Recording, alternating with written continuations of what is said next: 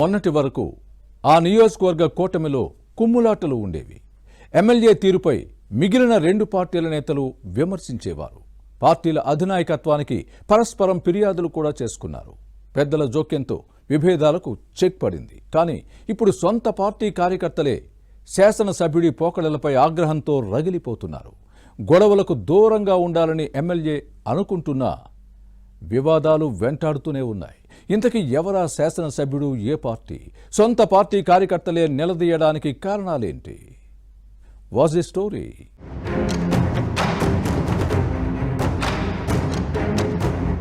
కర్నూలు జిల్లా ఆదోనిలో రాజకీయాలు రసవత్రంగా మారుతున్నాయి.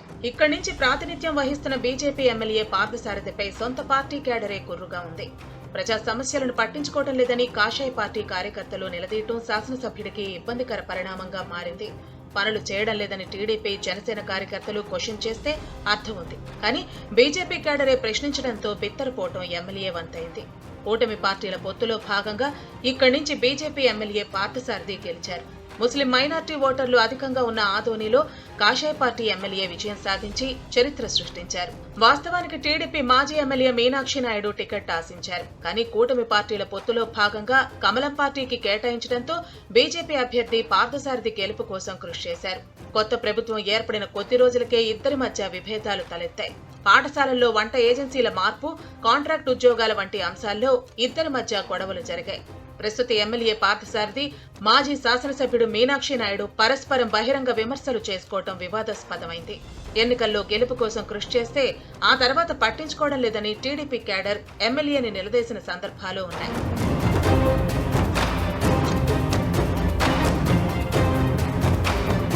ఇద్దరి మధ్య విభేదాలు ముదిరి వీధికెక్కడంతో ఆదోని రాజకీయం రచ్చరచ్చగా మారింది. టీడీపీ, బీజేపీ శ్రేణుల కలహాలు కూటమి ప్రభుత్వాన్ని ఇరకాటంలో పెట్టాయి. ఈ వ్యవహారం ముఖ్యమంత్రి చంద్రబాబు దృష్టికి వెళ్లింది. గొడవల పరిష్కార బాధ్యతలను కర్నూలు జిల్లా మంత్రి టీజీ భరత్, ఇన్ఛార్జి మంత్రి నిమ్మల రామానాయుడుకు అప్పగించారు. ముఖ్యమంత్రి ఆదేశాలతో ఆదోని వ్యవహారాలపై ఇద్దరు మంత్రులు ఆరా తీశారు. ఎమ్మెల్యే పార్థసారథి, మాజీ శాసనసభ్యుడు మీనాక్షి నాయుడుకు సర్ది చెప్పడంతో కలహాలు వీడి కలిసి పనిచేస్తున్నారు. దీంతో టీడీపీ, బీజేపీ విభేదాలు సమసిపోయాయి. గొడవలకు ఫుల్ స్టాప్ పడింది. తలనొప్పి పోయిందని భావించారు. దీంతో ఆదోని కూటమిలో ప్రశాంతమైన వాతావరణం నెలకొంది.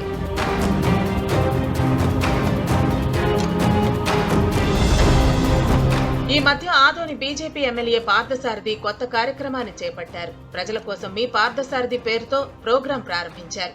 సమస్యలు తెలుసుకునేందుకు 18వ వార్డులో పర్యటించారు. వైసీపీ ప్రభుత్వం ఇక్కడ ఏం చేసింది, తానేం చేయాలన్న అంశంపై కాలనీ వాసులతో కాసేపు చర్చించారు.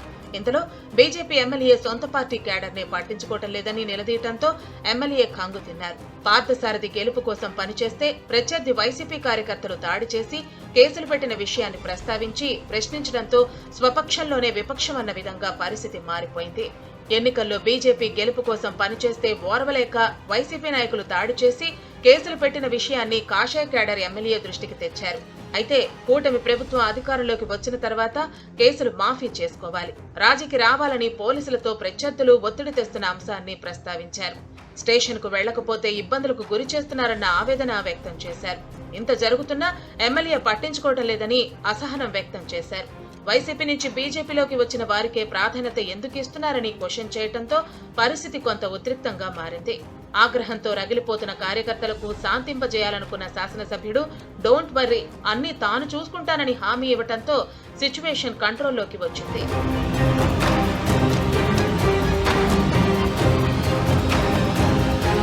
బీజేపీ యాక్టివ్ క్యాడర్ కు ఇబ్బంది లేకుండా చూసుకోకపోతే తనకు సమస్యలు తప్పవని ఎమ్మెల్యే పార్థసారథి భావించారు.